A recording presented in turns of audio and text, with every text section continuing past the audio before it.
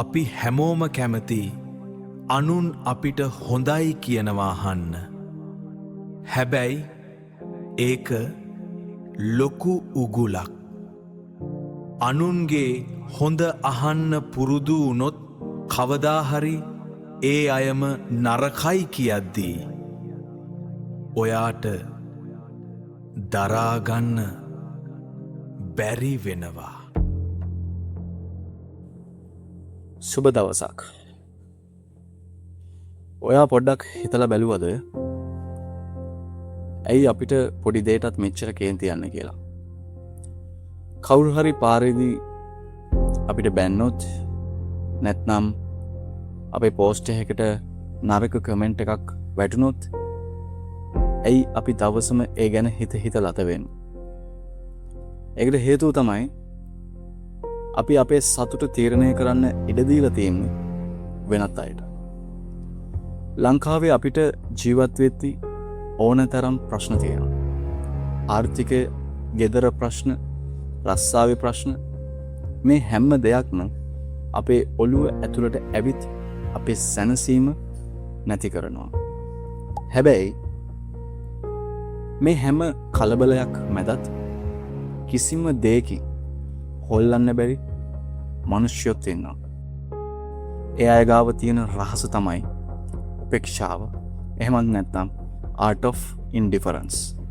අද අපි කතා කරන්නේ ලෝකයේම ඔබට විරුද්ධ වුණත් ඒ හැම දෙයක්ම මැද නිශ්ශබ්දව දිනන්නේ කොහොමද කියන කාරණාව. ස්ටොයික් දර්ශනයේ තියෙන සරලම රහස මෙන්න මේකයි. ලෝකයේ දේවල් කොටස් දෙකක් තියෙනවා. එකක් ඔයාට පාලනය කරන්න පුළුවන් දේවල්, අනෙක ඔයාට පාලනය කරන්න බැරි දේවල්. දැන් හිතන්න, අනුන් ඔයාට බනින එක ඔයාට නවත්තන්න පුළුවන්ද කියලා? කොහෙත්ම බෑ. ඒක ඔයාට අයිති දෙයක් නෙවෙයි.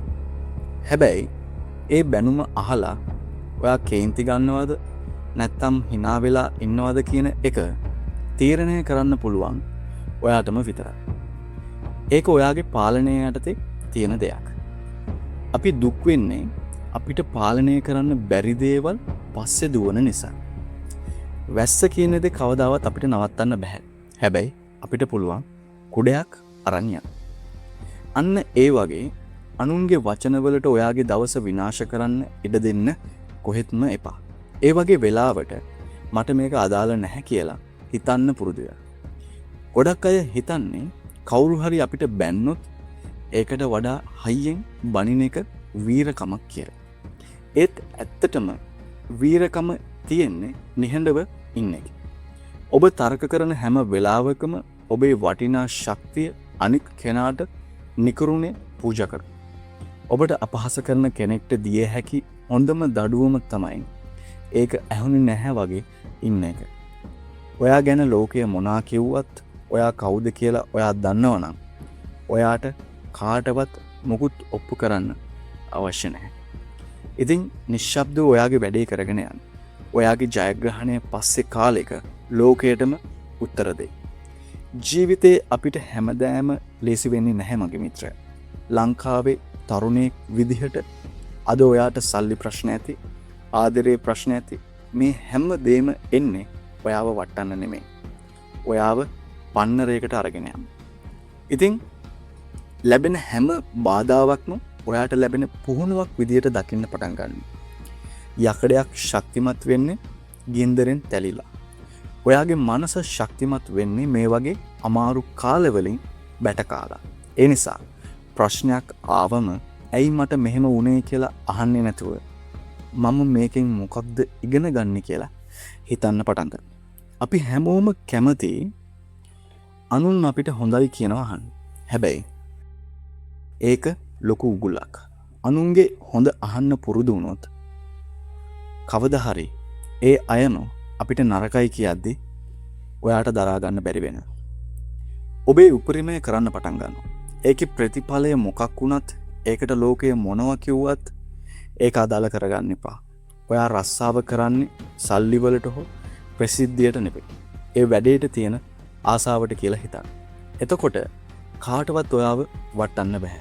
ඔයා ඉන්නේ ලෝකයේ මතවලට වඩා ගොඩක් ඉහළ. ඉතින් මගේ මිත්‍රයා දැන් ඔයාලට තීරණයක් ගන්න පුළුවන්.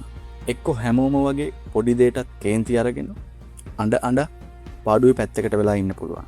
නැත්තම් කිසිම දෙයකින් සොලවන්න බැරි ශක්තිමත් මිනිහෙක් වෙන්නත් පුළුවන්. හෙට උදේට කවුරු හරි ඔයාව කේන්ති ගැස්සුවොත් හිතින් hina වෙලා එතනින් ඉවත් වෙන්න. ඔයාගේ ඇතුළත ලෝකය හරිම සංසුන්. මට විශ්වාසයි ඒකේ පාලනය අනුන්ගේ අතට දෙන්න එපා. නිශ්ශබ්දව ඉන්න, නිශ්ශබ්දව දිනන්න. ඉතින් අපි Success Secrets අපි ඉන්නේ ඔබේ ගමනට හයියක් වෙන්න. ජය වේවා.